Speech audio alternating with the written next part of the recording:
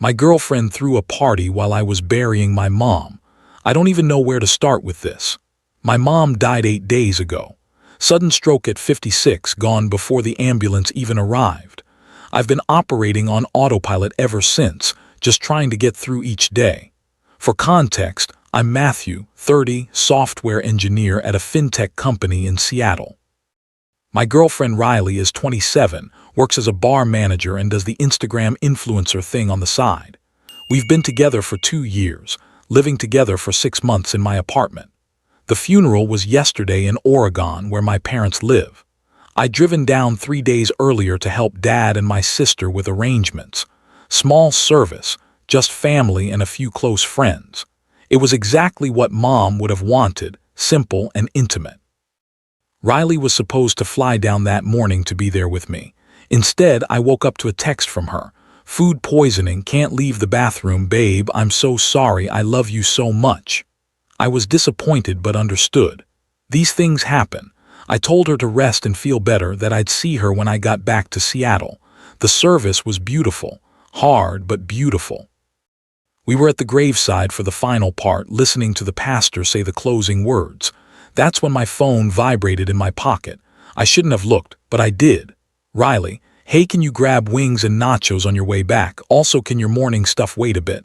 I'm hosting a watch party tonight, the living room's a mess. I read it 3 times while the pastor was still speaking. Wings and nachos, morning stuff, wait a bit. My mom's casket was literally being lowered into the ground. I didn't respond. Just put my phone away and tried to focus on saying goodbye to my mother. But those words kept echoing in my head the entire drive back to Seattle. When I got home around 8 p.m., I could hear the music before I even got to my floor. I unlocked the door and walked into what looked like a frat party. There were 6 or 7 people I'd never seen before sprawled across my furniture. Beer cans everywhere, pizza boxes, chicken wing containers on my coffee table.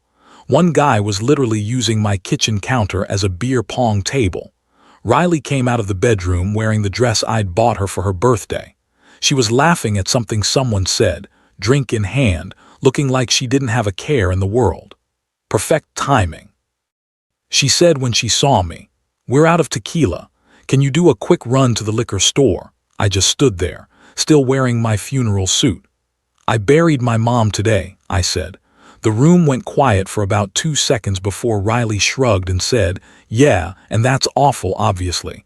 But life doesn't just stop, Matt. My friends are here to distract me from all this heavy energy you've been putting out. You've been kind of a downer for like a week."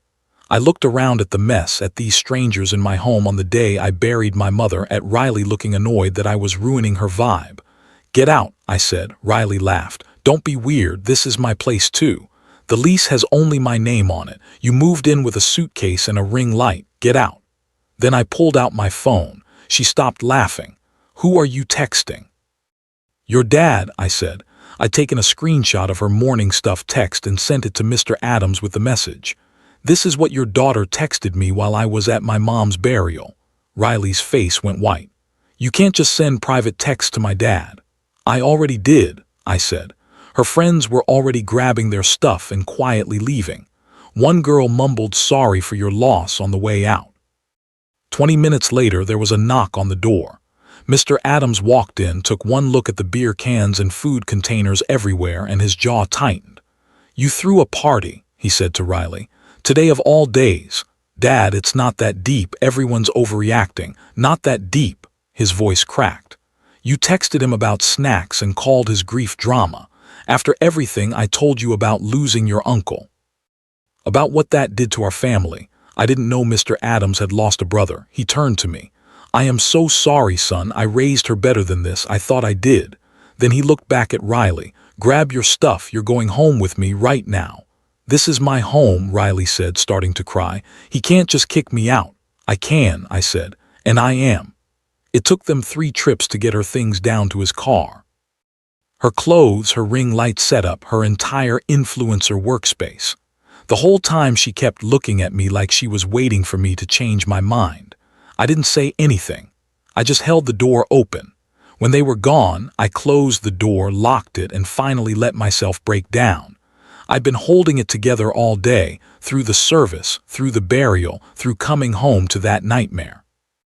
Now I just sat on my floor and cried for my mom. I spent the rest of the night cleaning up the mess from her party, found chicken wing sauce on my walls, beer spilled into my carpet, the apartment smelled like a bar. Now I'm lying in my bed trying to get some sleep but can't. Reddit, I'm just so freaking exhausted. Update 1. I thought after Riley left with her dad that would be the end of it. I was so wrong. The harassment started the next morning.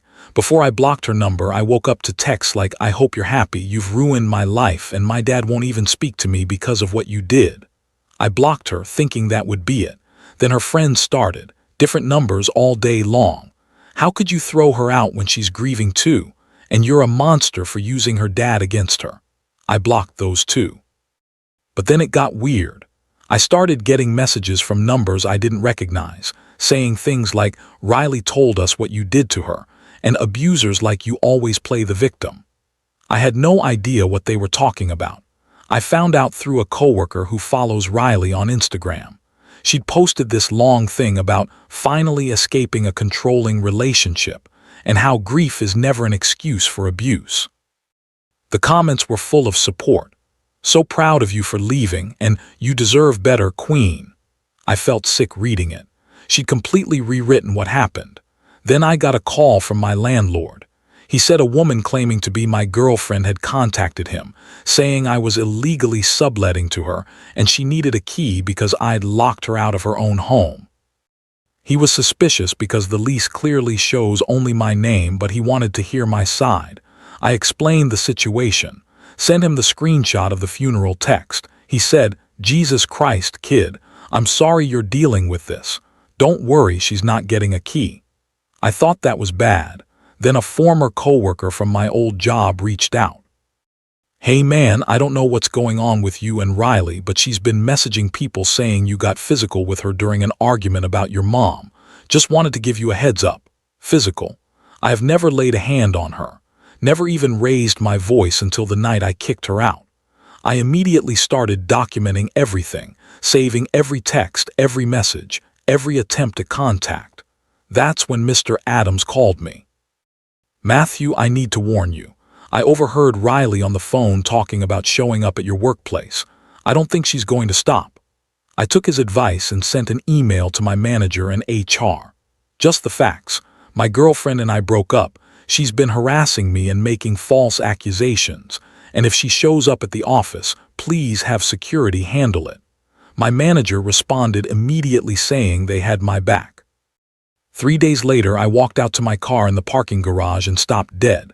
Someone had keyed it. Both sides, long deep scratches from front to back. On the hood, scratched in huge letters, "Liar." The parking garage has cameras. The footage shows someone in a hoodie, average height, doing the damage around 3 a.m. You can't see the face, but the build and the way they move. It looks exactly like Riley. I filed a police report. The officer was sympathetic but said without a clear face shot, there wasn't much they could do unless I had other evidence of harassment. I showed him everything. The texts, the social media posts, the landlord situation, the rumors she was spreading. He took notes and said to keep documenting. I barely slept that week. Every noise in the hallway made me jump. I kept checking my car before driving it, worried she'd done something else. I was constantly looking over my shoulder. Work became my only refuge. At least there I had security and witnesses. Then last Tuesday I was at my desk when I got a call from reception. "There's a woman here who says she's your girlfriend. Security is here too." My stomach dropped. I went down to the lobby and there she was. Riley, dressed up nice, hair and makeup perfect, holding a coffee in her hand. She smiled when she saw me. "Hey babe," she said like nothing had happened. "Can we talk somewhere private?" "We're not together," I said, "and you shouldn't be here." Her smile faltered. "I just want to talk 5 minutes, please." "No, leave." That's when she switched. The smile dropped completely. "Fine, then I'll tell everyone here what you're really like, controlling, isolating. My therapist says you're textbook abusive." "You don't have a therapist," I said. One of the security guards stepped forward. "Ma'am, you need to leave the premises." Riley looked around at the small crowd that had gathered at the security guards at me standing there with my arms crossed. She was losing control of the narrative and she knew it. "Hope your dead mom is proud of you," she said, and threw the coffee. The lid came off mid-air. Hot coffee hit my chest and neck, soaked into my shirt. I gasped from the shock of it, the heat. People around us were shouting. Security grabbed her arms, pulling her back. The whole thing was caught on camera, multiple angles. HR called me up to their office. They asked if I was okay, if I needed medical attention for any burns. I didn't, thankfully. Then they asked if I wanted to press charges. I'd been hesitant before. I kept thinking maybe this would blow over. But standing there with coffee-stained clothes and a burned neck, I realized this wasn't going to stop. "Yeah," I said, "I do." The police came and took my statement. They had the footage from the building. Combined with the car damage, the harassment campaign, everything else. The officer said I had a strong case for a restraining order. The thing is, I didn't post any of this publicly. I didn't make a big social media statement. But I did send the screenshots privately to a few mutual friends who'd been asking questions. Just a simple message. "Here's the full story before you pick a side." One of those friends, someone who'd been close with Riley for years, posted the funeral text screenshot on her own page. No tags, no names, just the caption. "If you can text this while someone's burying their mom, you are the problem." The comments figured it out fast. Riley's Instagram post about escaping abuse was flooded with people calling her out. She deleted everything and went private. The court date is next week. My lawyer says with the evidence we have, the restraining order is almost guaranteed. Mr. Adams has agreed to testify about what he saw and heard. I never wanted it to get this far. I just wanted to grieve my mom in peace. But Riley turned my life into a war zone, and now I have to fight back to get my life back. I'm exhausted. I miss my mom. And I'm so angry that instead of being able to mourn her, I've spent the past 2 weeks defending myself against someone who was supposed to love me. Update 2. The hearing was yesterday. I barely slept the night before, kept running through everything in my head, worried I'd forgotten something important or that somehow the judge wouldn't believe me. I didn't need to worry. My lawyer brought everything, and I mean everything. The funeral text with timestamps, the security footage from my office building showing Riley throwing hot coffee at me, the parking garage footage of someone matching her description keying my car, screenshots of the harassment campaign, the landlord's statement about her trying to get a key to my apartment, testimony from coworkers about the rumors she'd been spreading. Riley showed up with her own lawyer. She'd clearly been coached. Hair pulled back, minimal makeup, dressed conservatively. The whole "I'm the real victim here" aesthetic. When it was her turn to speak, she cried. Talked about how I'd emotionally manipulated her throughout our relationship, how I'd isolated her from her friends and family, how I'd used my mother's death as a weapon to control her. It was a performance. A good one, too. If I didn't know better, I might have even believed her. Then my lawyer presented the evidence. You could see the exact moment Riley realized how screwed she was. Her lawyer had clearly not been told about the coffee incident. When my lawyer pulled the footage up, Riley's lawyer actually closed his eyes for a second. The judge read through everything in silence. When he finally spoke, his voice was cold. "Ms. Adams, I've been doing this job for 20 years. I've seen real victims of abuse, and I've seen people who weaponize the language of victimhood for their own purposes. The evidence here is clear. You deliberately harassed Mr. Ward during one of the most difficult times of his life. You made false accusations of abuse. You attempted to damage his professional reputation and his housing situation, and you did it all with calculated intent." He granted the permanent restraining order. 5 years. Riley is not allowed to contact me, come near my home or workplace, or communicate about me on social media. As we were leaving the courtroom, Riley tried one more time. She looked right at me and said, "I really did love you." I didn't respond. My lawyer had told me not to engage, but honestly, I didn't have anything to say to her anymore. Later that evening, Mr. Adams texted me. "It's done. She's moving to Texas to live with her mother next week. I think distance is best for everyone." I felt this weird mix of relief and exhaustion. It was over. Actually over. I won. I got the restraining order, she's moving away, the harassment has stopped. But my mom is still gone. Winning this legal battle doesn't bring her back. It doesn't give me back the time I should have spent grieving instead of defending myself. I'm angry that I didn't get to mourn my mother properly. I'm angry that the day I buried her, instead of being surrounded by people who loved her, I came home to a party. I'm angry that my last memory of that day is cleaning chicken wing sauce off my walls instead of sitting with my family and sharing stories about her. Riley took that from me. Even with the restraining order, even with her moving to another state, she took those first weeks of grief from me and I can't get them back. My dad and sister have been incredible. They call every few days. Last weekend, we all cooked Mom's famous lasagna recipe together over video chat. Dad said something that stuck with me. Your mom would be proud of how you handled this. You protected yourself. Work has been understanding too. My manager gave me 2 weeks of paid bereavement leave, starting next Monday. I'm going to spend it in Oregon with my dad and sister, finally having the time to grieve that I should have had from the start. I cleaned out the bedroom last week. Riley's stuff has been gone for a while, but there were still these little reminders everywhere. I packed it all up and Mr. Adams picked it up. That was hard, not because I miss her, but because I'm mourning what I thought we had. Yesterday, I got a text from an unknown number. I'm sorry for everything. I was wrong. I hope you forgive me someday. I stared at it for hours.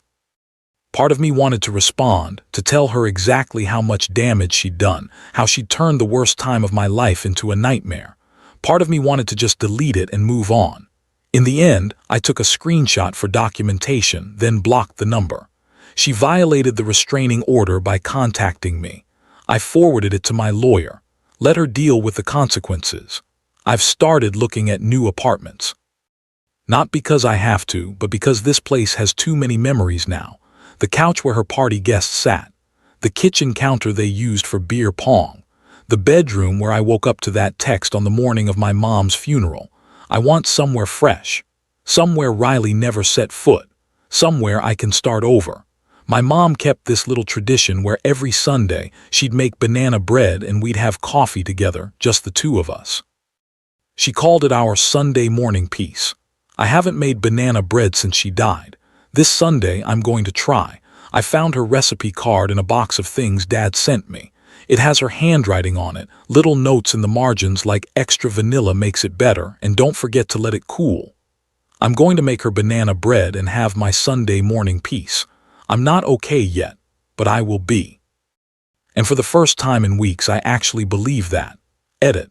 The apartment I'm looking at is in a different neighborhood, 3 floors up, lots of natural light, and a kitchen big enough for Sunday banana bread. I'm seeing it next week. Fresh starts are scary, but I think I'm ready. Final update. I almost didn't write this update because honestly, I've been trying to just move forward and put this whole chapter behind me. But I've gotten a lot of DMs asking how things turned out, so here we are. The short version, I'm okay. Actually okay, not just saying it. The longer version is more complicated. First, the Riley situation. She violated the restraining order twice after the hearing. Not that I was surprised. The first violation was that text I mentioned in my last update. I forwarded it to my lawyer immediately. He filed it with the court the next day. The second violation came about 3 weeks later. I was at work when I got a notification that someone had tried to add me on Facebook. New account, fake name, Rachel Anderson, fake profile picture that she probably picked out randomly on Pinterest. I knew it was her instantly when she sent a message request. Please just hear me out. I didn't open it. I screenshotted everything and sent it straight to my lawyer. Both violations landed Riley back in court. She showed up with her lawyer again, tried to claim the text was closure and the Facebook thing was an accident. I didn't realize it would notify him. The judge wasn't buying it. Ms. Adams, you were given a clear order. No contact means no contact. Not through text, not through social media, not through any means. The next time you appear before me for violating this order, you will spend 30 days in jail. Do I make myself clear? Riley nodded, crying. Her lawyer looked like he wanted to be anywhere else. The judge added a note to the restraining order. Any further violations would result in immediate arrest, no warnings. Since then, nothing. It's been completely silent for almost 5 months now. Mr. Adams still checks in occasionally. He apologized again last month, said he feels like he failed as a parent. I told him that's not on him. We're all responsible for our own choices, and Riley made hers. He appreciated that, I think. He mentioned she's still in Texas, working at some restaurant. I didn't ask for details. I moved into the new apartment in January. 3 floors up, lots of windows, completely different neighborhood from where Riley and I lived. The first night I slept there, I woke up in the middle of the night and just felt relief. Nobody knew this address except people I trusted. It was mine, only mine. I made my mom's banana bread recipe that first Sunday in the new place. Burned it completely because I forgot to set a timer. Tried again the next week and it was perfect. Now it's become this thing I do. Every Sunday morning, banana bread and coffee, sitting by the window. My Sunday morning peace, just like Mom and I used to have. I've reconnected with some friends I'd lost touch with. Riley never explicitly isolated me, but I realize now how much of my social life had become about her and her circle. Going out with my own friends again, doing things I actually enjoy instead of standing around at parties where everyone's taking Instagram photos, it's been eye-opening. Dating has been complicated. I went on a few dates in March. Nice people, nothing wrong with them, but I kept feeling like I needed to vet them to look for red flags to protect myself. There was one woman, Sharon, I went out with a few times. 4th date, we're having dinner and she asks about my family. I tell her about my mom passing away last year. She gets quiet and then says, "I'm so sorry. That must be incredibly hard. Do you want to talk about her or would you rather not?" I almost cried right there in the restaurant. Such a simple thing, asking what I needed instead of assuming. We've been seeing each other for about 6 weeks now, taking it slow, being honest about where I'm at. She gets it. My dad sold the house in Oregon. Too many memories, he said. He and my sister moved to a smaller place closer to her work. We still do Sunday video calls. Sometimes we cook together, sometimes we just talk, sometimes we sit in comfortable silence. They're coming to visit next month. First time seeing the new apartment. I still have Mom's watch on my desk at work. Little vintage Timex with a leather band, the kind nobody wears anymore. It stopped working about 3 years before she died and she never got it fixed, just kept it in her nightstand drawer. I had it repaired and now it keeps perfect time. Every time I check it, I think about her. Not in a sad way anymore, just remembering. This is probably my last update. There's nothing left to say about Riley. She's gone from my life completely now. That chapter is closed. What's next? I'm going to keep making banana bread on Sundays. Keep climbing. Keep building a life that's mine, free from people who only care about me when it's convenient for them. I'm going to honor my mom by living the kind of life she'd be proud of. Not perfect, not without mistakes, but authentic and strong and kind. That's enough. Thanks for following this story, everyone.